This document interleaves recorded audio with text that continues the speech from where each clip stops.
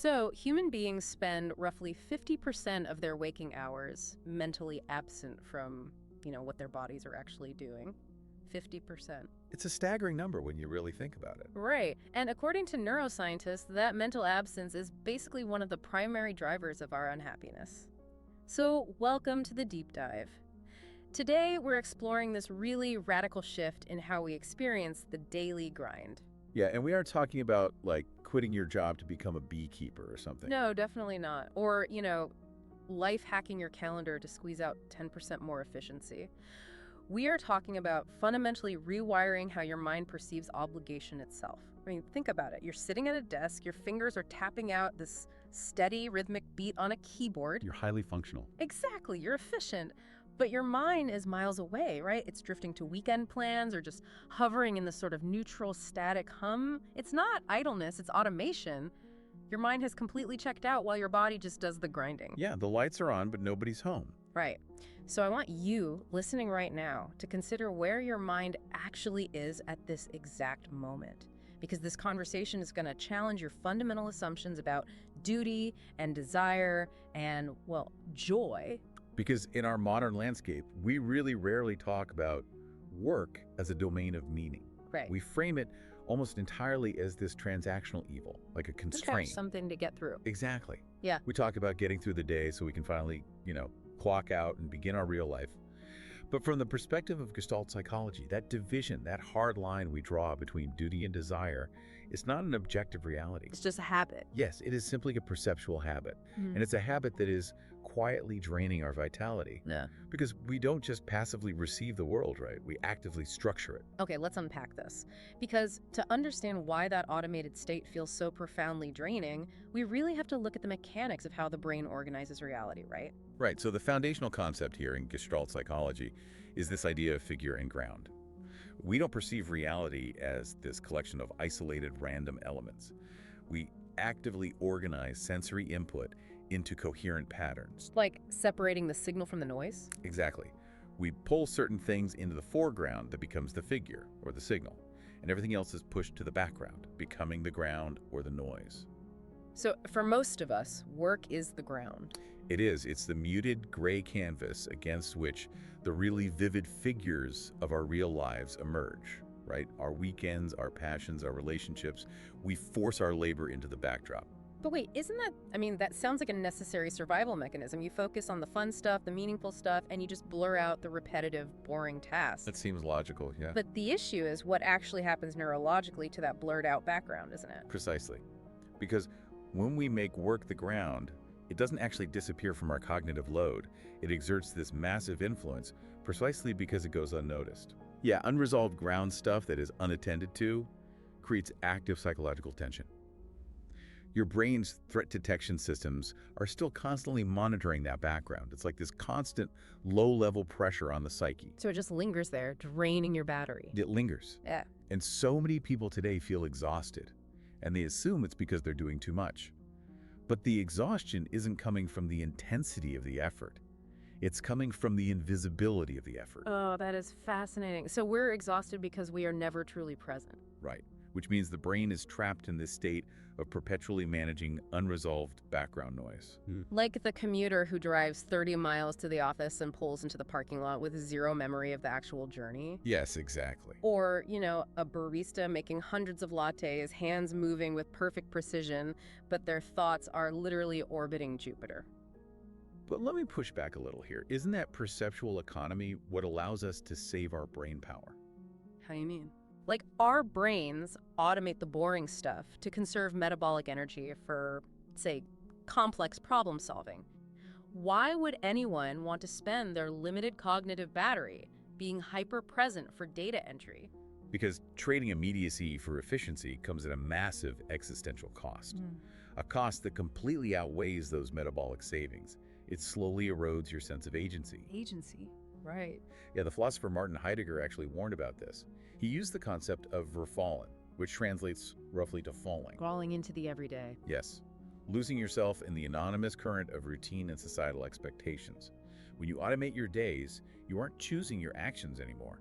You are inheriting them. So you start mistaking busyness for actual purpose. Exactly. The work becomes a form of self-erasure You surrender your presence to the machinery of necessity day after day until your default neural pathway is literally one of absence. Self-erasure. I mean, that means we aren't just losing time to the daily grind, we are literally losing our distinct identity to the process. That makes Heidegger's warning sound a lot more immediate. It's incredibly urgent. But if falling into the routine is the core problem, the solution can't just be running away from the routine, right? It's not about finding a completely different career where you never have to do a spreadsheet again. No, not at all. It's about reorganizing how you perceive the spreadsheet. Changing the structure of our awareness literally transforms the experience of the work. Right. Think about a potter sitting at a wheel. Their hands are coated in wet clay.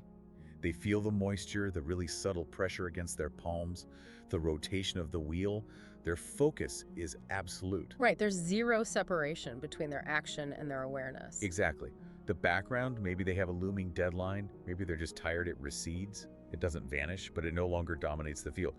They have made the act of shaping the clay the absolute figure. It's all they see. Right, and in that unity, the labor isn't a chore to get through, it becomes expression. Here's where it gets really interesting, though, because you don't have to be an artisan to do this. I always think of it like manually adjusting a camera lens. Oh, I like that. Right. Like if you hold a camera up and force the lens to focus sharply on the spreadsheet in front of you, finding the geometry in it, the logic, the specific patterns of the data, the background blur of that dream vacation you were daydreaming about naturally just falls away. It drops into the ground. Exactly. You aren't pasting a fake smile on and pretending the spreadsheet is a vacation.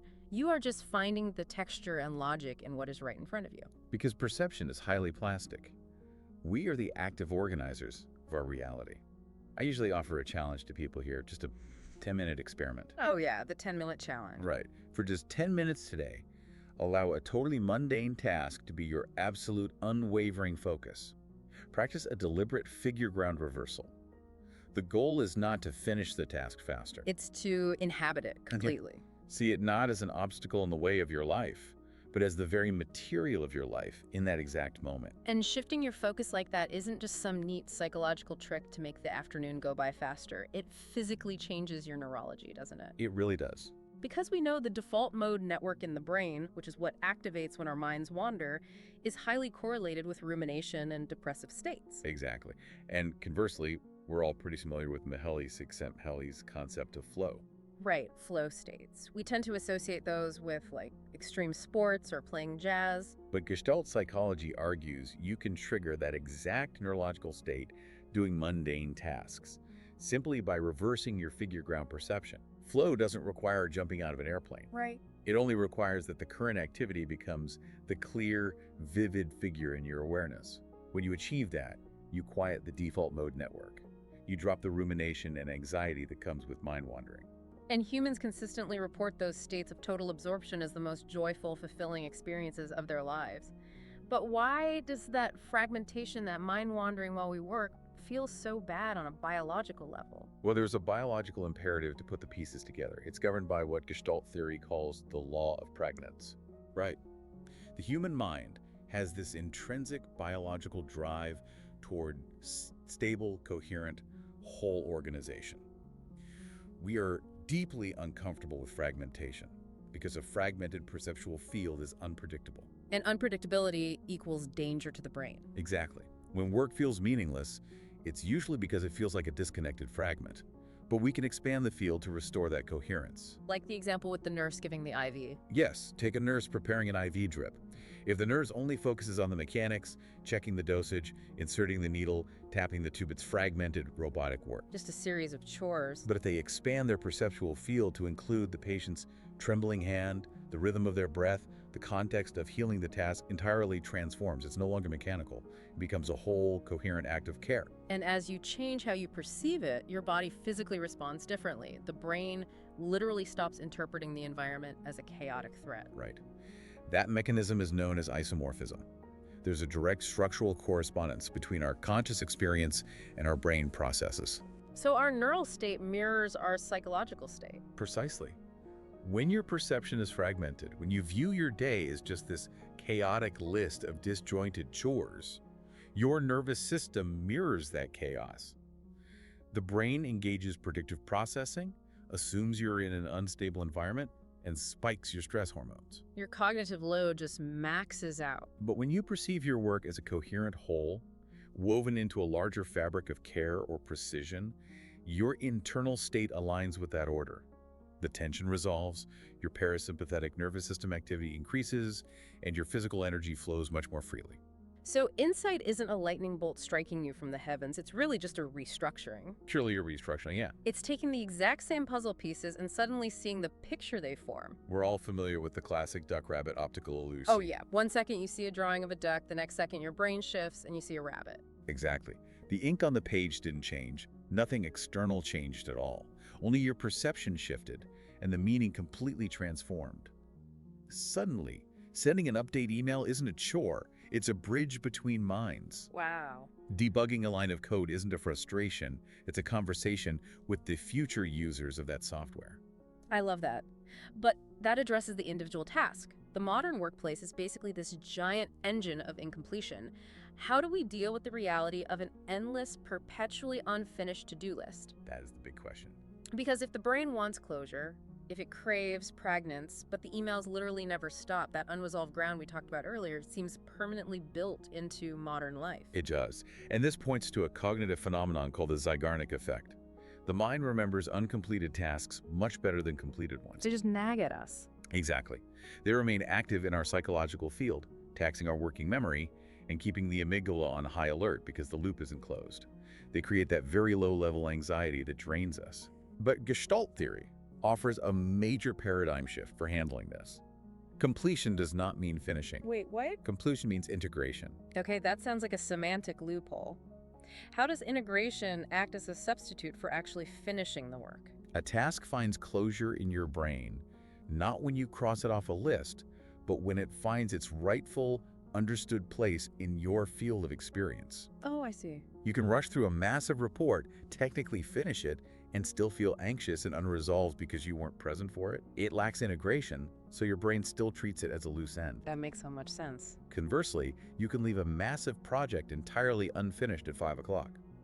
But if you engaged with it fully, acknowledged its place in the whole, and consciously chose to pause, the loop is closed psychologically. Your working memory just releases it. Exactly. You feel peace, even if the actual labor continues tomorrow. So what does this all mean? Are you telling the listener that psychological productivity, the feeling of having done good work, has absolutely nothing to do with output? Real productivity, the kind that doesn't hollow you out, is entirely about the quality of your presence in the process. When you bring your full attention to a task, you satisfy the mind's need for good form. Right. You resolve the tension of the Zeigarnik effect, not by zeroing out your inbox, but by fully integrating whatever you actually did manage to touch that day. Okay, but if we accept that the path is really about presence in the process, we have to acknowledge a tough reality here. Bringing your full, undivided presence to your work isn't always a peaceful, Zen-like retreat. Oh, definitely not. It can be incredibly uncomfortable, especially if you've spent years using that automation as a shield. It is deeply uncomfortable because true engagement strips away the curated strategic self. When you drop the distractions and the daydreaming, you're left with the raw, vulnerable self. Stuff you've been avoiding. Exactly. If you actually pay attention to what you're doing, you might expose things you've been actively hiding from. You might suddenly feel the weight of a deep resentment you've been ignoring. Or realize that your daily actions violently clash with your core values. Yes, and the discomfort isn't a failure of the process. It is the arrival of clarity. You cannot transform what you refuse to attend to. Right. And ancient wisdom traditions have approached this for centuries, Like in Zen Buddhism, sweeping the courtyard isn't a chore to finish so the monk can go meditate. The sweeping is the meditation. Absolutely. In the Bhagavad Gita, the text states yoga is skill in action. It's not about transcending daily duties. It's about absolute mastery and presence within them. And Viktor Frankl, writing about his experiences in the concentration camps, he noted that even in the absolute most constrained, horrific circumstances, our last unassailable human freedom is the ability to choose our attitude and where we place our attention. Yes, the existential freedom Frankl speaks of lives in the microscopic moments. How you format a document, how you stack a box, how you wash a dish. Just right there in the present. When you inhabit those moments, you refuse the trance of automation. You reclaim your agency from the environment. But wait, if we're talking about taking this into the real world, isn't there a very real danger of this sounding like toxic positivity? How so? Well, some structures, some jobs are genuinely dehumanizing. If someone is working in an abusive corporate culture or a warehouse where they're tracked by algorithms and denied bathroom breaks, aren't we just telling people to spiritualize their own oppression, to be incredibly mindful while they are being exploited? That's a crucial point. But Gestalt psychology demands rigorous discernment. It never asks you to romanticize exploitation or pretend a toxic environment is a healthy one. Right. True presence means looking at your field of awareness and seeing exactly what is there without the anesthetic of mind wandering. But if you drop the anesthetic in a miserable environment, the presence is just going to make you suffer more intensely. It might. But that suffering is vital data. If you bring your full attention to your work and realize the field is fundamentally broken, that the environment is structurally unfair or abusive, your presence is what gives you the unclouded clarity to draw a hard boundary. Or to just leave. Exactly. When we automate our days, we numb ourselves just enough to tolerate the intolerable for years. Presence requires deep engagement, but it equally requires integrity. It's about restoring contact with reality so you can make an authentic choice about your life, rather than just numbly enduring it. So it's the difference between numbing a symptom and diagnosing the actual wound. You have to feel the pain to know where the injury is. Precisely. Pulling all of this together, the ultimate shift we're talking about is realizing that work is not a ladder to climb, it is a circle to walk. The destination, that mythical someday when all the obligations are done and real life finally begins, literally does not exist. No, it doesn't. Joy does not arrive when the task ends. It arises the exact moment you stop waiting for the task to begin. Wow. Wholeness isn't achieved by adding more accomplishments to your life. It's achieved by integrating the life that is already right in front of you. So, to you listening right now, consider your very next task. Maybe you're about to lead a tense meeting, or fold a mountain of laundry, or sit back down at that keyboard. I challenge you to view that next action not as an obstacle to get past, but as a chance to participate fully in the moment. As the poet Rilke said, it's about living the questions. Dwell within the task. Find its texture. I will leave you with a final thought to mull over. If joy isn't a future destination, if it is actually determined by the density and the quality of our attention in the present moment, does deep presence actually alter our biological experience of time itself? Oh, that's a wild thought. By refusing to mentally fast forward through our daily obligations, by refusing to live in the background, might we inadvertently discover the secret to making our finite, fleeting lives feel profoundly longer? The next time you find yourself at the desk, fingers tapping the keys, don't let your mind drift away. Stay. Focus the lens. You might just find your life waiting for you right there in the work.